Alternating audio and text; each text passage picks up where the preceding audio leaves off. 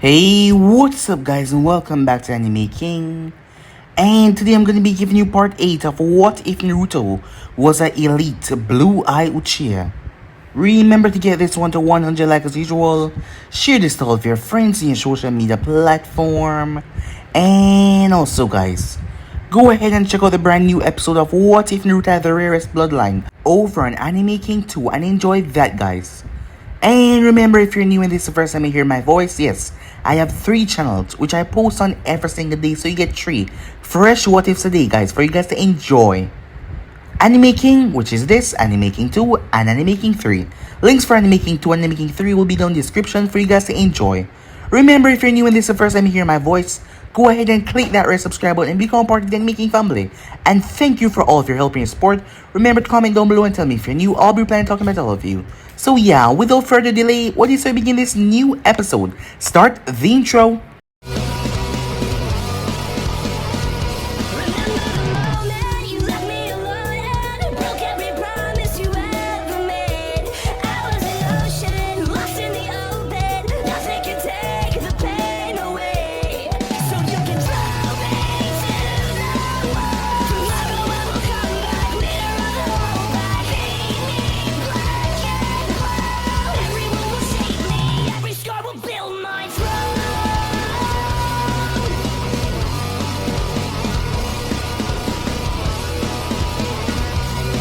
So the last time we left off, as Yuji asked Naruto to come over later to help them with the fixing, as their sink needed fixing, as he was quite handy at those stuff. Little did she know that he won't be coming later. Well, it was not because of his own doing though. As Naruto brought Itachi to school, Naruto was quite shocked that Itachi didn't tell him that Kushina was his new teacher. But he simply shrugged as he waved goodbye to his uncle, not knowing that what will happen after that is going to be a tragedy. As Kushina told her that she was gonna get a divorce. As he didn't want her to do this but she told him that she didn't care about it anymore. As she didn't feel the same with Minato that she felt with him. And she wanted to be with him. As she begged him to kiss her. He kissed her on the forehead as it made shivers went down her spine. As she wanted to speak to him later as he told her yes, he'll be by. With that he headed off. He has been watched ever since. As Naruto made his way, he then caught as he fired crystalline as it pierced right through the root agent that was watching him. As Naruto appeared and grabbed the man and asked him why he was watching him, the man exploded as it was so point blank rage as Naruto's feet started to get burned and obliterated as he used one of the most powerful abilities from his Sharingan, reflection. His legs returned back to normal as he was bringing time back around. But this powerful ability cost him something, and that was the eyesight of one of his Sharingan, as he could use the reflection density and make the attack as strong as he wanted, how he reflected or as weak as he wanted. Seeing that he didn't want to blow up the mountain peak, he made it weaker as it blew the body of the root agents to pieces. He was teleported along with the root body, as he was surrounded by root agents. They attacked him as he fought. He crushed skulls, he threw them off the mountain peak, slaughtering. Minato wastes no time as he went through the hand signs as he summoned the god of death. Even the god of death was shocked when Naruto used reflection and reflected his hand back to him. As the god of death couldn't believe it that someone was able to reflect his touch. As he was reflected, he pulled along several of the root agent souls. Minato was using the root agent souls as pawns so that he wouldn't get killed. As Naruto transformed and rushed towards Minato, his eyesight completely blind as he grabbed Minato's throat. Minato, even being known as Yellow Flash, could not outrun Naruto with the speed that he now possessed in his transform mode. As Naruto burned him around his throat and placed a hand on his chest, a mark that will forever be there no matter what.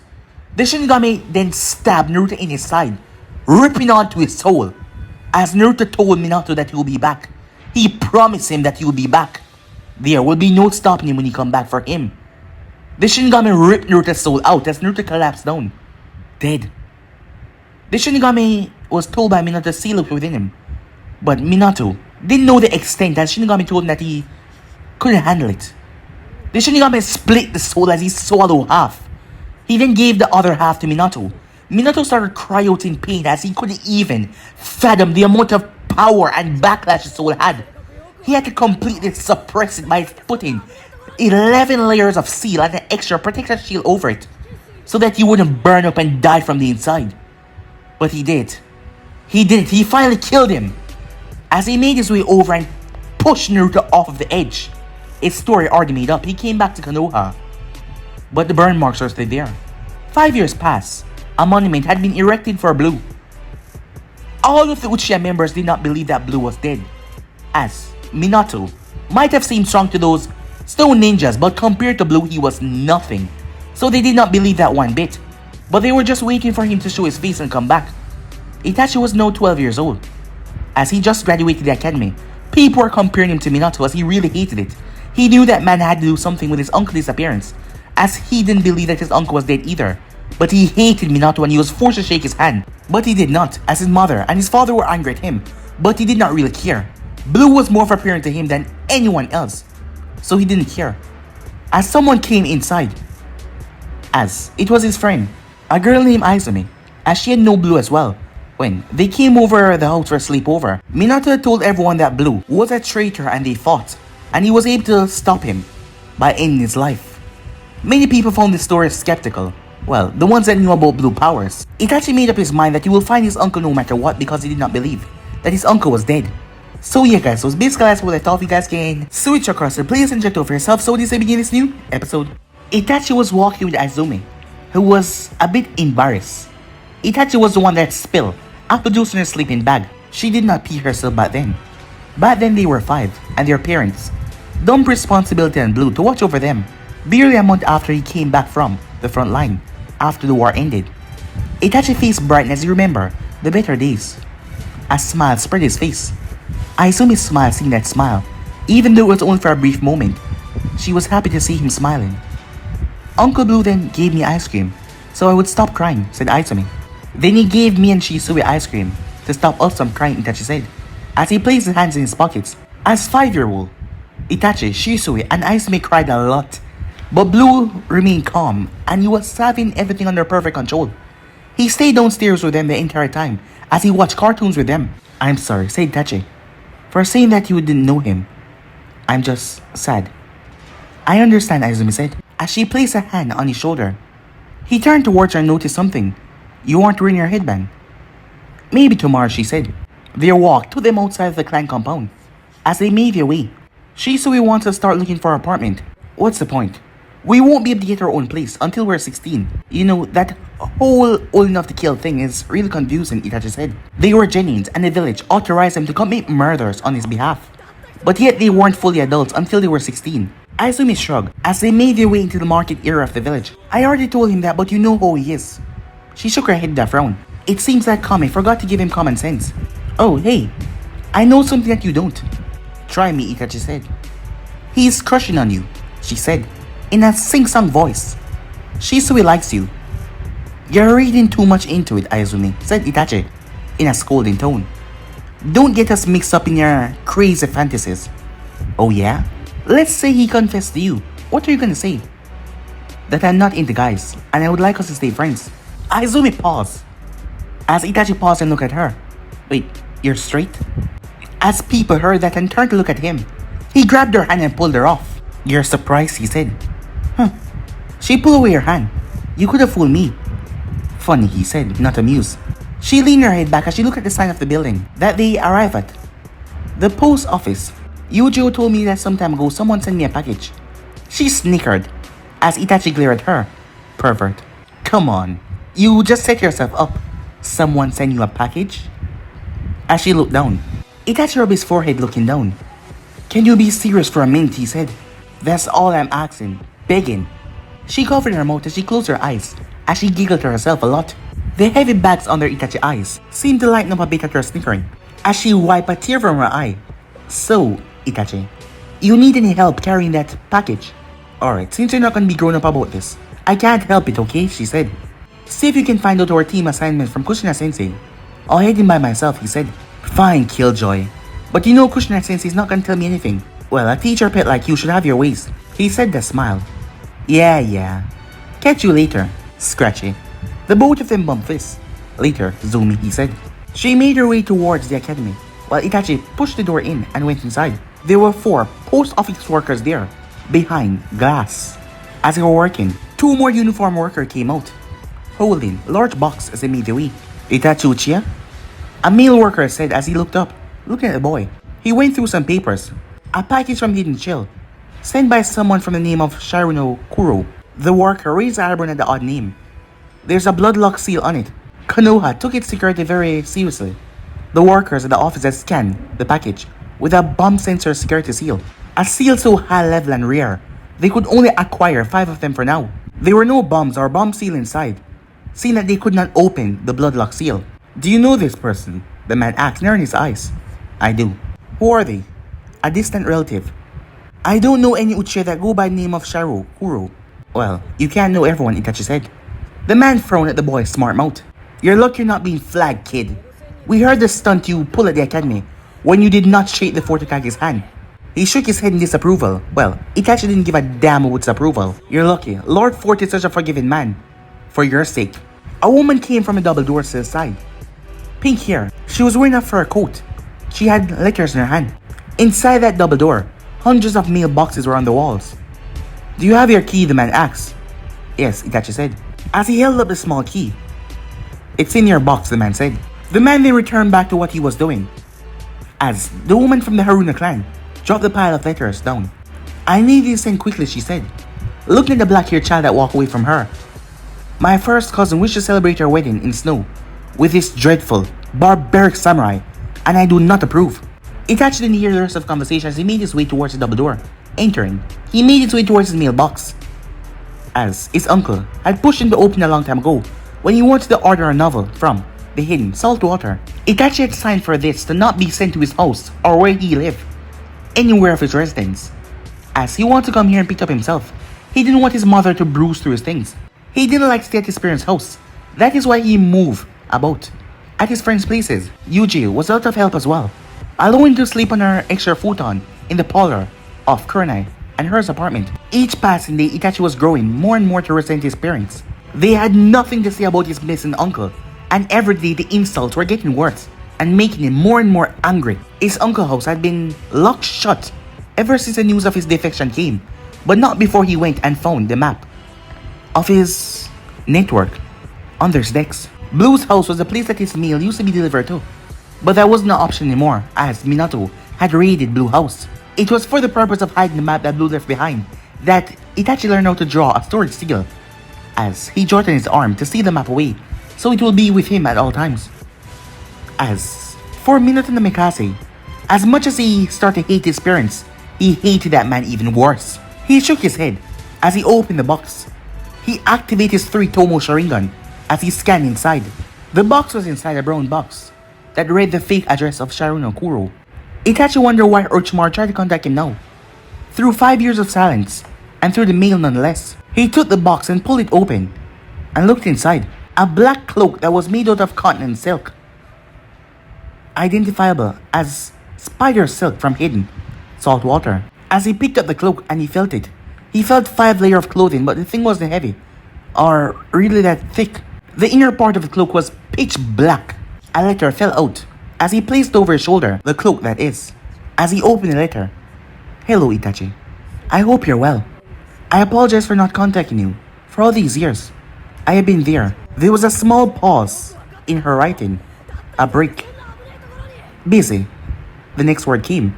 He wanted me to make this for you. This is a similar version of my son's traveling cloak. I personally made the one for him before he left the village on his first assignment. I also crafted this myself and came out excellently. If I do say so myself, it sounded like she was gloating a bit. It is fireproof to an extent, waterproof and cold resistance, and regulate harsh temperature in harsh environments. I made it out of materials that make less sound than necessary. There are 2 layers of spider silk, 1 layer of cotton, and another layer of wool. The last is a layer of mesh armor, made from a portion of chalk or metal. Add this all together with some very difficult seal. This light piece of clothing is heavily resistant to blade attack, but I cannot vouch that it's completely capable of suppressing strikes from blunt objects.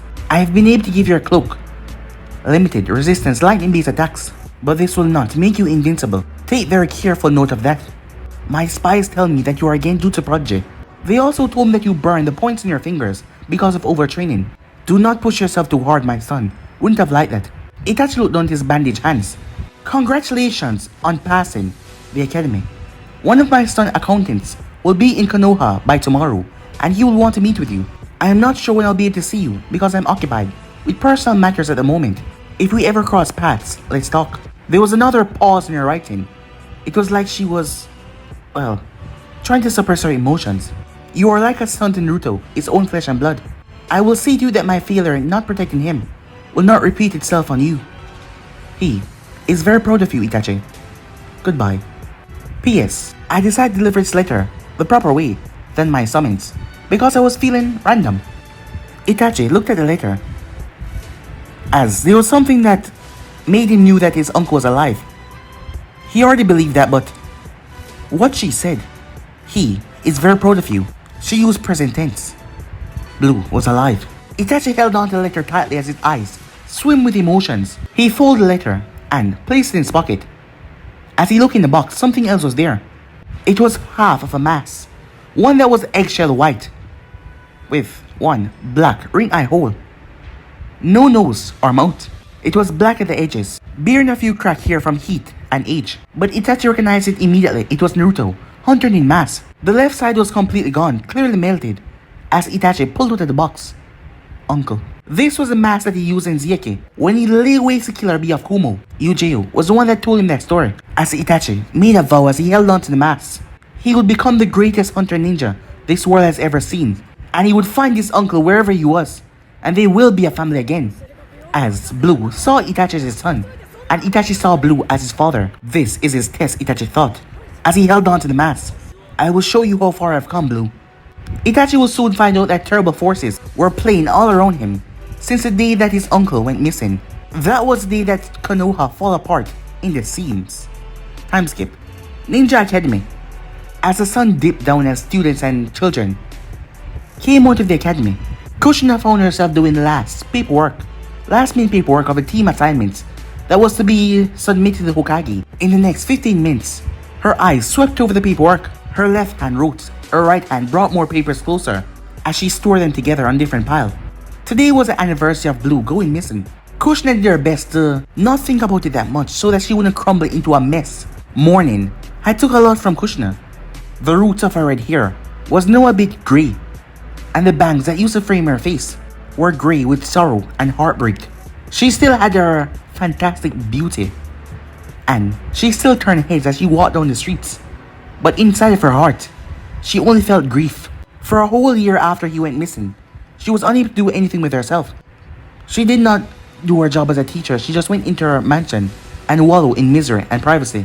Even now, most nights she cried herself to sleep.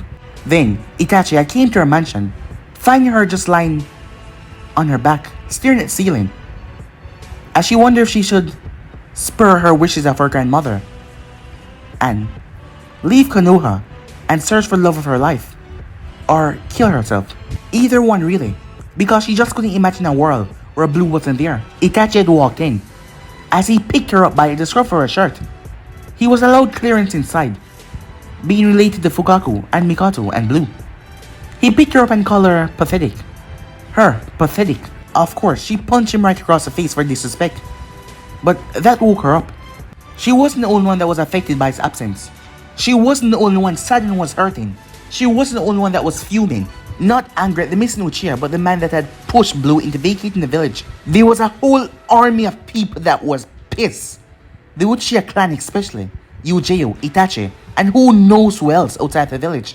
The things Minato had told her, the things Blue had intended to tell her later that day when they met up, before he went missing. After Itachi had made her return back to reality, Yujiro had told her everything.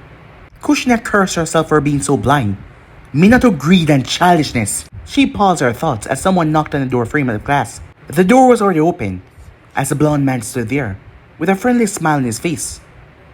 "Even Kushina," said Minato, as he casually walked inside the class. The colors of his white Haori and the long black sleeve shirt underneath cover up the burn marks that Blue had gave him. She rose up from her seat as she gave her bow. "Lord Hokage," she said. Minato chuckled a bit as he looked at the breathtaking sight of the beautiful academy teacher. She was in a polka dot, purple, blue dress with a light blue belt around her stomach and a scarf, a blue one around her neck. As his eyes looked over her, she felt his disgusting gaze on her as goosebumps came on her skin. Minato smirked. You don't have to be so formal, as he went towards the window. As he smiled, just because we're no longer married doesn't mean we have to be so hostile to each other. She took back her seat, her face blank.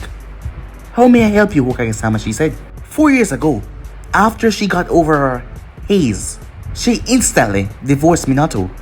It was supposed to be a quiet affair that their families and friends that they chose to be involved in. But he had exploded and got the entire village involved. He called her an ear-headed whore. That she wanted to run in the arms of the man that wasn't even alive anymore, even though she never said anything about Blue, that being the cause of their separation. Their friends asked her to reconsider that whatever problem they were going through, they could solve it without a divorce. No one wanted to support her in her strive of leaving him. Minato refused to sign the papers, throwing a fit every single time. Surprisingly, for someone who easily snapped, she was rather calm. But she was persistent, and he had to sign the papers. When she said that she could just contact the Fire Daimyo to get their marriage ended one way or another. After all, the Fire Daimyo was always popular on the side of the Uzumaki clan. If that was to happen, half of his assets would go to her for wasting her time and the character damage that he placed on her, insulting her and bringing her to shame. Signing and not getting Daimyo involved, it would be a clean separation. He wouldn't take anything from her and she wouldn't take anything from him. Her ex-husband now made a point to patch things up with her, meeting from time to time so that they could at least be friends. But with every fiber of her being, she hated him. She despised him. He sighed. I came to check up on you, given what today is. As her hand froze, as she clenched the pen. Naruto was a traitor for abandoning the village, and he was a coward for killing himself. It's so hard to understand why you blame me. Why anyone would blame me for delivering justice for those he had hurt. He was a hero to many people, and they still see him as a hero, she said, unashamed. As she continued to write the team and recommendation for the senseis, she had taught these students for 4 years now. She was calm and collected, undisturbed by him at all. Rightfully so, she said. She looked up. Or are you going to keep lying to yourself, disregarding the thousands of bodies that he left behind? Blue did many wonderful things. Village, towns, cities were restored. Families were protected. Lives were saved. Minato never accounted to the people that fought by Blue's side, the people that Blue protected and helped. There was hundreds of them who were indebted to Blue. But unfortunately, some of his friends failed to remember that a small chunk of Konoha, along with the Uchiha population, could not believe their fourth Hokage. No matter how detailed his words were, and how calm he was when he told them. Kushina got up as she straightened out her dress. I'm done with the team recommendations. I will submit them to your office right now. Then, I'll go visit Naruto's shrine. She smiled bitterly, pulling back her venomous gaze from the man that brought her so much sorrow. Even if I'm just talking to a stone, it will be comforting until he comes back. The Uchiha clan granted a few outside passers to enter their clan so that they could pay respect to the Uchiha legend. They were watched though, and they were escorted out back after half an hour. Kushina was a regular visitor. The shrine could not replace him, but the amount of effort and everything put in between to create that shrine of him, it brought back a bit of hope for her. Minato clenched his fist tight. How much time do I have to tell you? Naruto is dead! She arranged the things on her decks as she sealed the recommendations into her wrists. As she placed the books and everything into the drawers. Forgive me if I don't believe you, Lord Hokage, she said. He marched over to her as he grabbed her by the wrist and turned her so that she would look into his eyes. I'm getting tired of this little act that you're playing. He squeezed her wrist hard. You are mine, Kushina, he said. You're only able to live your life in the village because I vouch for you. That beast in your gut make you a ticking time bomb. As her blood started to get heated. And here I thought I knew just how pathetic you are, she said. Watch your mouth, he said that smirk. Kyube. She ripped her arm out of his hole and stood up tall. What did I ever see in you? I had my doubts, but you really are a child. She looked him up and down, like he was nothing but a distorted piece of crap. You're an insecure little boy, and I'm ashamed that I was ever married to you. She turned and she started to walk. He grabbed her by the back of the neck. We're not done talk. She turned, bam, her fist slamming right into his face. That lifted him off his feet as he smashed right through the wall of the classroom. Kushina started to march towards a hole as her hair flared as it separated in 9 parts. As her feet stepped calmly towards him, her fists clenching tight, smoke coming from her palm. Minato was in another classroom. A fist print on his face. The other teacher jumped to his feet, wondering why there was a fist imprint on the Hokage's face. Like a switch, Kushina returned back to normal rather quickly, as she waved at the other teacher with a smile. "Hi, Teru-sensei." The man blushed, completely forgetting about the Hokage, as Kushina charms could do that to people. He waved back. "Hello, Kushina-sensei," he said. "Help me clean this up, will you?" "Anything for you, Kushina-sensei." She giggled into her hands. "Thanks. Good night, sensei." "Good night, Kushina-sensei." The man then looked back down as Minato was no longer there.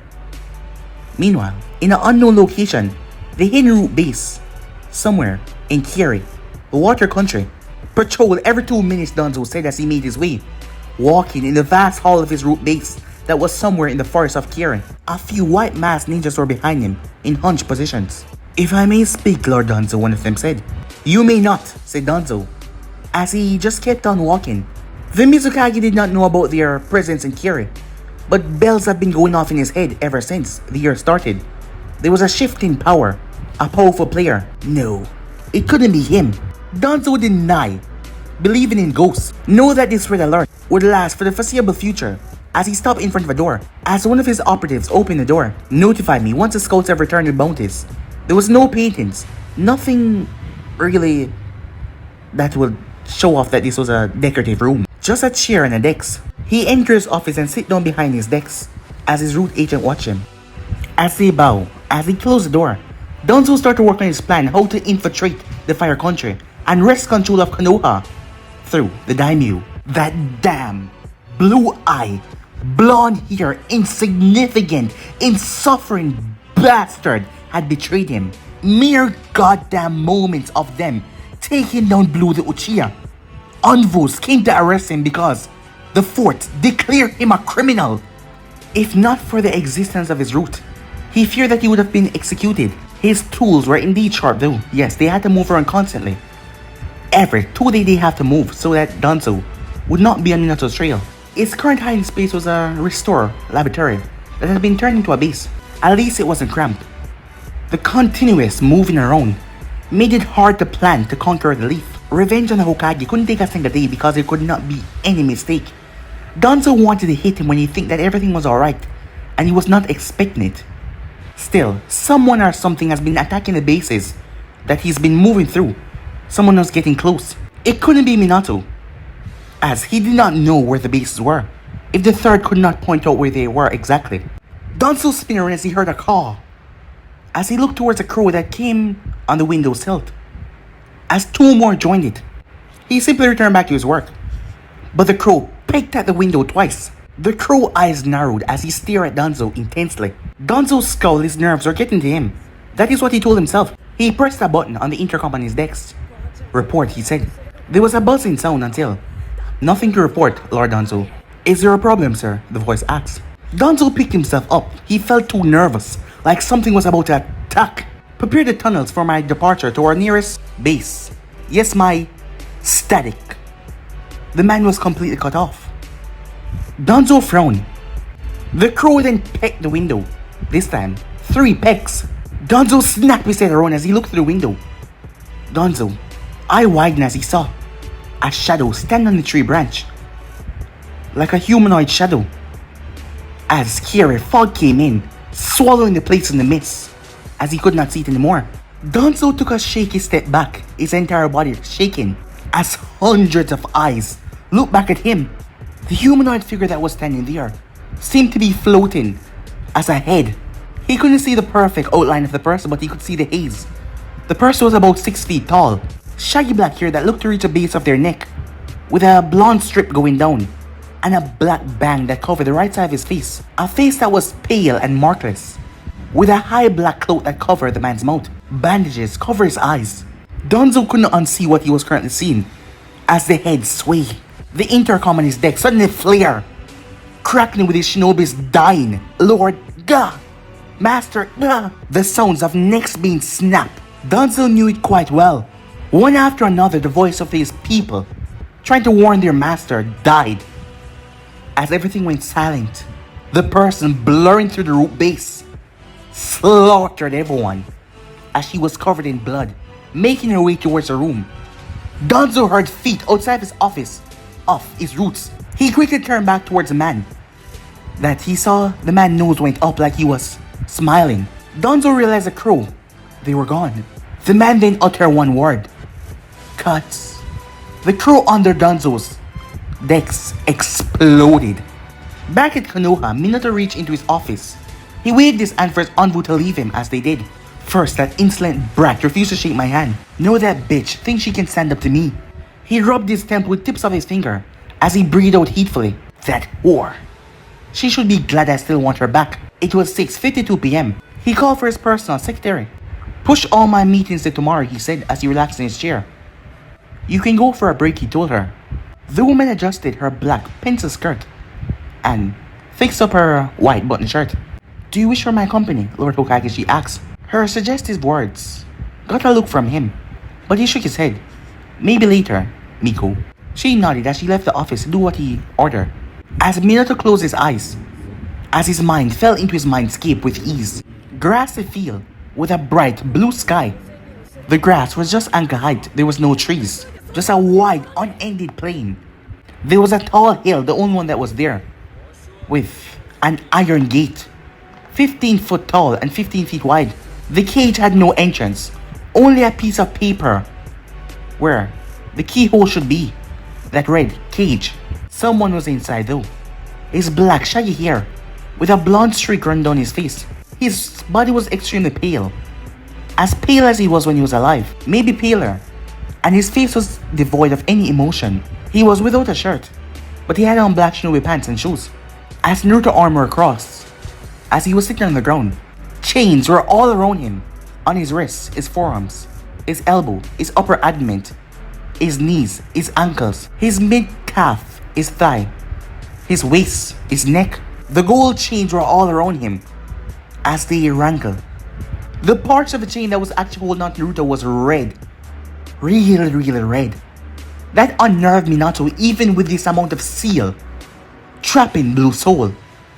He felt like if he lost his conscience, if he lost his state of mind for a moment, they would just simply melt off. The metal bars were being hit with a wave of fire as Naruto sat with his eyes closed. The grass around the ear was being burned as it was sizzling inside. It was trembling, trying to hold him. Minato was cloaked in a blue mental projection chakra cloak, keeping himself from the hellfire coming from Blue. He needed to focus on keeping his mind calm and focus on this cloak so that he won't be burned by the hellfire. Blue clucked his head to the side as the chains rattled. You're slipping, Minato. Minato placed his hand in the seal as he redrew the sealed circle 5 times. The chains tightened, but Blue didn't even budge. But the fire did lessen though. But then they increased back again. I'm on top of this, Naruto. Don't you worry, said Minato. You know it's not unmanly to admit that you bit off more than you can chew, Blue said, with a smile on his face. Smartass. I'm not the one in the cage, am I? But for how long? Blue asked. As Blue inhaled and exhaled, flames licking across his body. Minato stepped back. He quickly added 10 more seals over the 5 that he placed, bringing the total amount of seals that he had placed on the seal right now to 625. I was looking through your memories. What? How did you? And I saw Kushina's punch, said Blue. His smile went up. Damn. She's just acting out. When she realizes she can't live without me, she will come crawling back to me. If after 4 years she hasn't crumbled, I doubt she ever will. Face it, Minato, your ex is fine on her own, said Naruto, his eyes closed the entire time. You just watch, said Minato with a smirk. I've been watching. It's getting sad. Minato draw 10 more seals. You know, I saw some other stuff in your memories. Brick by brick, the empire that you have built will fall. The reality that Minato was trying to hide was that someone was ruining him, bringing down his businesses, one by one, destroying his investments and setting flames to his assets, his valuable assets. He was losing money by the day. He didn't know who was doing this or where the hell they were, but his biggest fear was them finding out everything that he had his hand in and burning it. It had started at the start of the year. His best guess was Orochimaru. The woman had dropped off the map after Blue disappeared. Even if he could pinpoint her location, Minato wasn't certain that it would be easy. She was one of the legendary Sannin, one of the legendary Kunoichi, infamous genius. She would pose a big threat. After all, he knew deep within that he could not take down Blue on his own. He was powerful, but he was assisted by Root, who were risking their life for him to use Shinigami. Blue had moved so fast, Minato, even the man known as Yellow Flash, could not move when Blue had reached and grabbed onto him. You know, I know who that person is, Blue said, interrupting Minato's thoughts. Tell me, said Minato. Naruto simply laughed. The chains crackled as the vibrations came off of him. He exhaled once again. The fire exploded out of his body, burning the grass outside through the cage. The sky turned red. The wind started to rustle. Scales came down his face, and his nails extended black. His black hair turned yellow as they flattened his back like feathers. More heat exploded outwards as he opened his eyes. Minato slammed his hand together, keeping up his shield.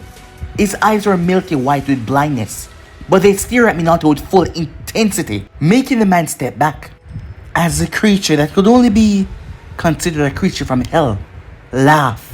Its dark laughter, forcing Minato to exit his mindscape, to keep a tight restraint on himself. He couldn't let this overcome him. No, he could not. Time skip. Meanwhile, a woman, long black hair, sat down. As it was a thought in her mind, a thought about when she told him that she was his mother. Flashback. As Naruto was 13 years old, Orochimaru was lying on her belly. As she looked through the binoculars, looking at the thick sheet of snow over a frigid country, the blizzard had lightened up, but large gusts blew through the land. Her eyes caught sight of a few lumps moving through the snow, taking their time as they tried not to be noticed. As they were moving into the small village of Hidden Chill, the Konoha ninjas were charged with keeping a low profile as they approached, to not use any flashy, due to that will cause attention to the Hidden Chill shinobis. As she counted to about 50 Hidden Leaf ninjas that were getting closer and closer, called for help that Kumo has seized their village and they were in need of assistance. Konoha, even though they weren't allied with Chill, but they were trying to seize the opportunity. They had came to the rescue with a few ninjas. Kumo ninjas hiding in a trench, she said, as she looked towards the person next to her on the plateau of ice. Wind is 10 kilometers per hour, said Blue, as he was currently 13 years old. As he looked through his scope, keeping an accurate estimate on the wind and how it was blowing, his 3-tomo Sharingan on his target, as his mind turned with calculations, as he fired out a dart. The dart curved in the air as it slammed right into the head of the Kumo shinobi. Not knowing that Konoha was making their way to Chill, Orochimaru whistled, impressed. Headshot. Well done, Naruto. The boy sniffed, feeling the cold creeping up on him, even though of the purlint that he was wearing, and the coat that was to stop him from getting cold. He didn't like to be so close to the action, but the heavy winds forced him to get closer because he could barely see. Blue didn't even know where the legendary Sannin came from. She just showed up and said that she would be his eyes. His Sharingan made it difficult for anything to fly past him, but she had insisted, "You still haven't told me why you're here. You could be down there making a bigger difference by infiltrating Chill." As he popped in another cartridge of 5 Senbon needles, sending Manda in there to eat the Kumo ninjas could get the job done quickly. She looked at him. "Are you serious?" She said that hazy laugh. He sniffed, pushing by the urge to pout. "No," he said. "It's my company. Real that bad." "It's a cold," he said as he rubbed his nose into his shoulder. "It's doing something to my mood. All the more reason for me to be here." As Naruto fired off 4 more Senbons, she guessed he had gotten more headshots. He looked so focused. There was a booger threatening to fall down his nose, but his eyes were firmly kept on the Kumo ninjas. It made her smile. She couldn't hold herself back anymore. She reached for it, she pinched his cheek. "You're so cute, Naruto," she said. "The hell?" said Naruto, gasping at her action. He's known her for 6 years now. "Back off, lady," he said. "Can I tell you something?" she said, pulling his cheek. "I'm not gonna sleep with you," said Naruto. She cackled as she released his cheek. "What have you heard about me, Naruto?" she asked. "Well, that you like little boys like your... down there. Well, that rumor is not true. I haven't had any remarkable sex for the past 13 years. And even then, I prefer my partners to be above 18. I don't have the time or the patience to teach a virgin how to please a woman." Blue flushed with embarrassment. "Too much information, Urkai. Way too much. That's not what I want to tell you." As she had been putting off for the past few years, because she wanted him to get comfortable before she told him. She figured that this was the right time, as her mother instinct was coming out. Here she was pinching his cheek. So she told him, "I'm your mother." He jumped as he missed his shot. He fired off again as he nailed Kumo Ninja in his neck, so he wouldn't tell his comrades. "Wait, you're my what?" "I'm your mother," she replied. 13 years ago, your dad and I had got drunk. And then, God, no, said Naruto. "I really don't need to know the details." She rolled her eyes in a scoff. "Anyway, wait." As he reloaded crystalline, "Can we talk about this later? This really isn't the time." She shook her head. "It took me this long to gather the courage to tell you. If you must. Where were you for the first 8.5 years of my life?" "That's not something I can answer so easily." "I'm sorry," she said. He grunted, fighting down the impulse to yell at her for leaving him in a family that hate his guts. He was gonna save that for later, when she gave him real proof she was his mother, as he killed the last Kumo ninja and the Konoha team scaled the wall. "The thing I want to tell you that you're stillborn," she said. Naruto blinked, as he knew exactly what that meant. That meant when a baby born, they didn't live, they died. "But I'm not dead," he said. "I'm getting to that. I performed surgery on you. I planted a piece of the crow summoning contract in your heart. Finding and getting a crow summoning contract wasn't easy, as that's said to be the Grim Reaper owned summoning, as said by the Uzumakis." As she spoke to her snakes about it, the crows were the summoners of the Shinigami, tasked to bring the souls of the dead into the world of the undead. At first it was a myth, but as she dig deeper she realized the myth was based on fact. It took her a while, but she found it in an underwater cave close to Uzu. It was some day after Naruto had born dead. She dove into the water and came out months later with a contract in hand. The small piece had merged with his heart and the main contract crumbling to dust. My theory was that the contract of the crows, closeness to the Shinigami, your soul would return to your body and you would live. She smiled with a half smile, a bit of sadness and guilt.